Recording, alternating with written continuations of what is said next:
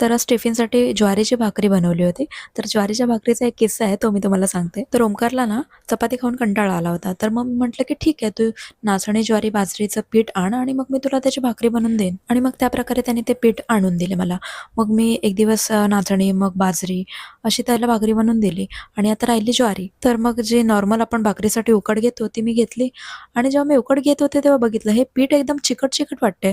म्हणजे भाकरीसारखं वाटत नाहीये. पण म्हटलं की जाऊ दे. मीही कधी बघितलं नव्हतं कारण मला फक्त तांदळाचं पीठच माहीत होतं. ज्वारीचं पीठ कधी मी भाकरी बनवलीच नव्हती. तर मग म्हटलं की ठीक आहे चल असेल. देन मग मी ते पीठ मळून घेतलं. त्याची भाकरी बनवायला घेतली. तरीही ती एकदम खूपच चिकट-चिकट होती. मग मी ओमकारला विचारलं की "तू हे ज्वारीचंच पीठ आणलंयस ना? मग हे असं का आहे पीठ?" आणि त्या पॅकेटवर कुठेच लिहिलं नव्हते की ते पीठ कसलं आहे ते. मग मी ओमकारला विचारलं, "तू हे ज्वारीचंच पीठ आणलंयस ना?"